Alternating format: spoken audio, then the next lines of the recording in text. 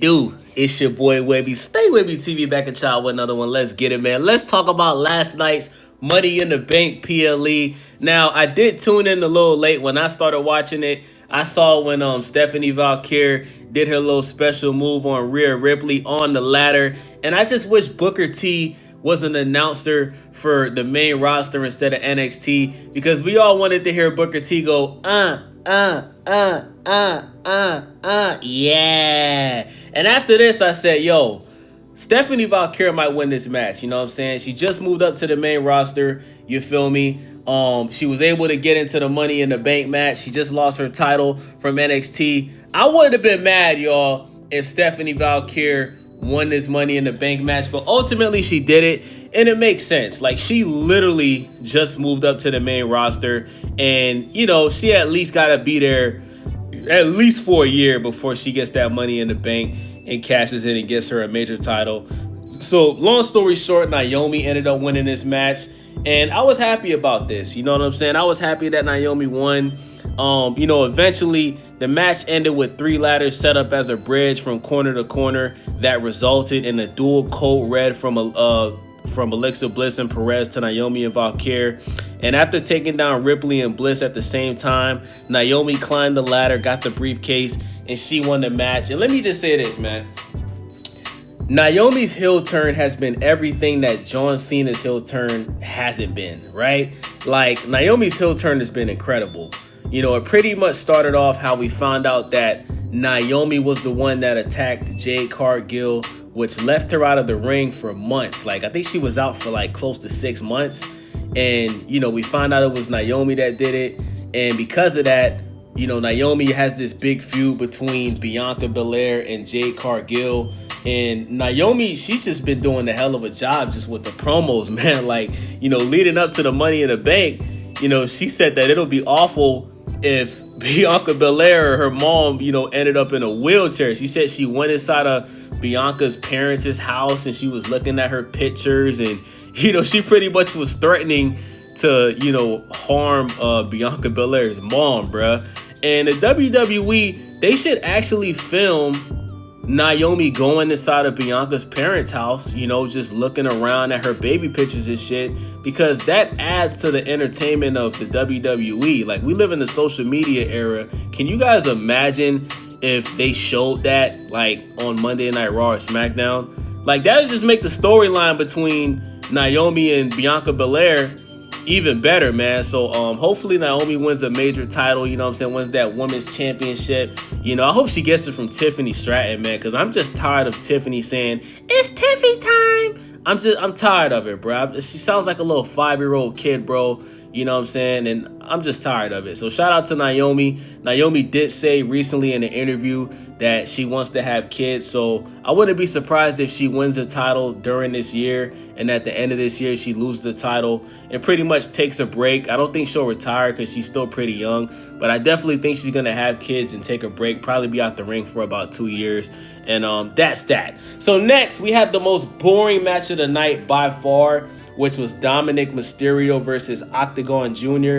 And I kid you guys not, this match literally lasted 5 minutes, bro. Like, I swear to God, this match was so short, and I just don't understand why this match was on the card.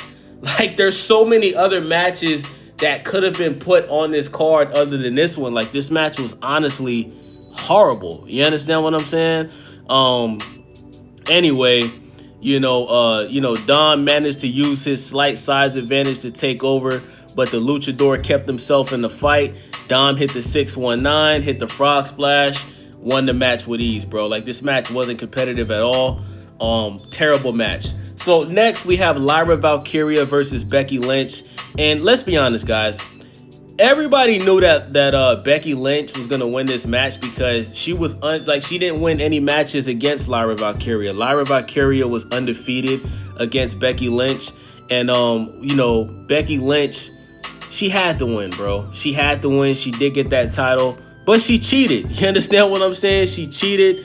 And how she did that was she basically was grabbing a handful of tights when she had Valkyria down for a pin, and she won the match. She pretty much told Lyra Valkyria to wrap the belt around her waist Lyra Valkyria did it and then attacked her right after she did it.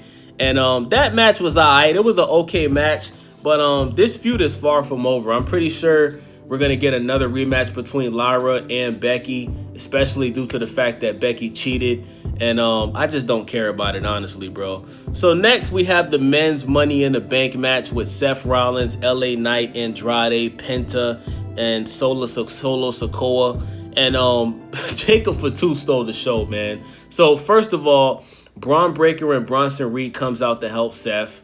And then shortly after, JC Mateo, aka Jeff Corn on the Cob, comes out with the Samoan Werewolf, Jacob Fatu.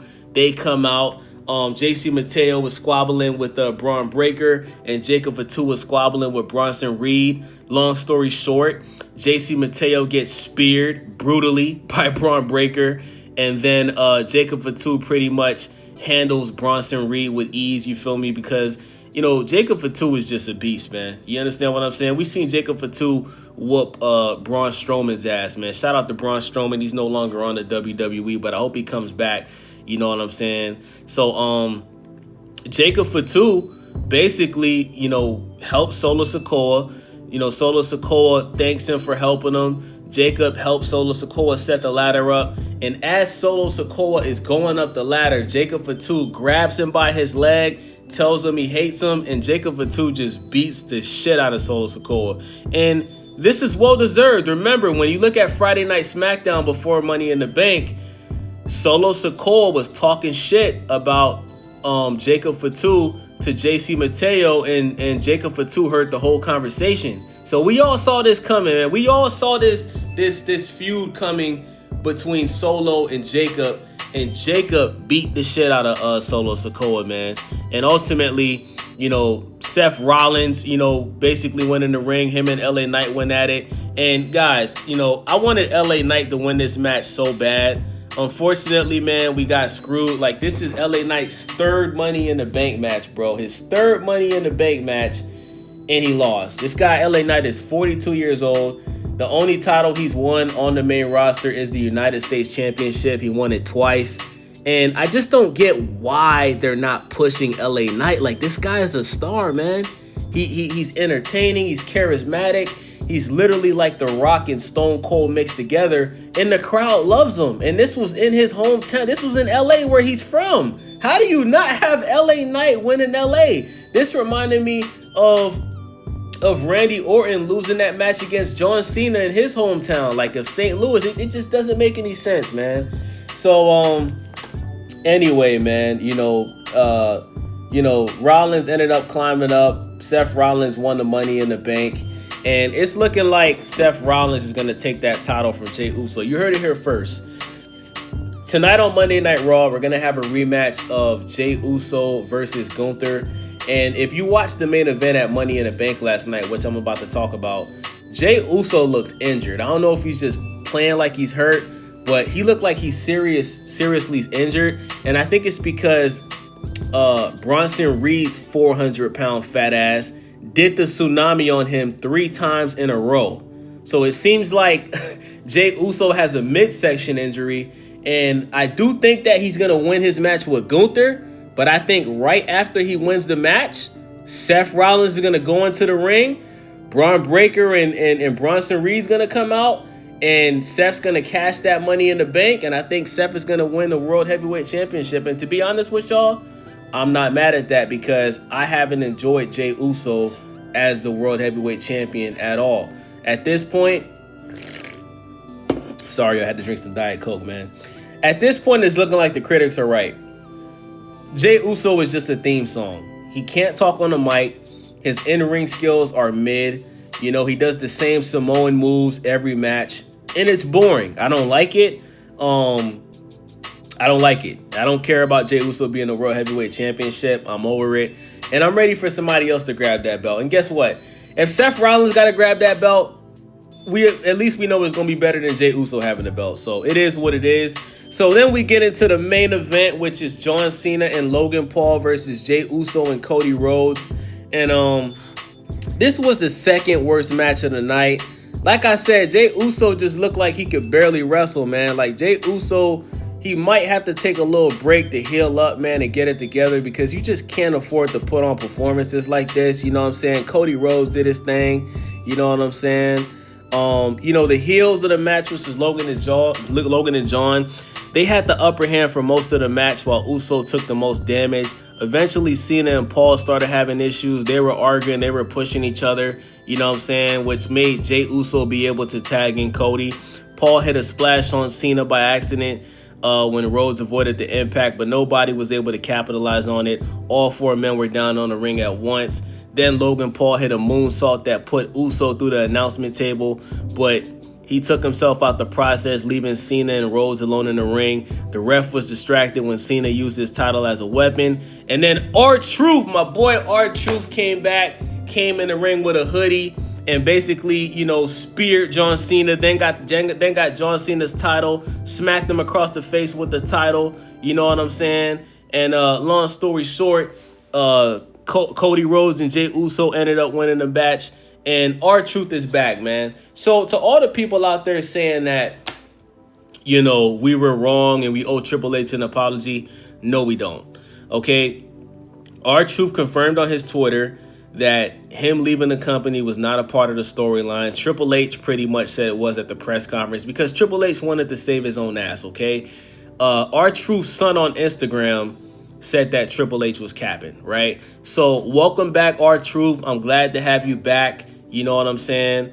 And I wouldn't be mad if R-Truth takes that belt from John Cena. Honestly, even if he only has the title for a month, kind of like when Jey Uso took the title from Braun Breaker. Even if he has it for a month, who cares? Just, R-Truth deserves it. He's back. Let him get that belt for a little bit. And let him save wrestling from John Cena's washed ass, man. Let John Cena sail into the sunset and make movies and shit like that. You feel me? So with that being said, that's pretty much the Money in the Bank. Let me know what you guys think. Let me know in the comment section, what was your favorite match and what was the worst match for y'all? I think the best match, in my opinion, I would have to say Jacob Fatu for me was the best part of the show. And I would say that the worst part of the show was the Dominic Mysterio match. With that being said, it's your boy Webby. Follow your boy, leave a comment, share the video. I'm out.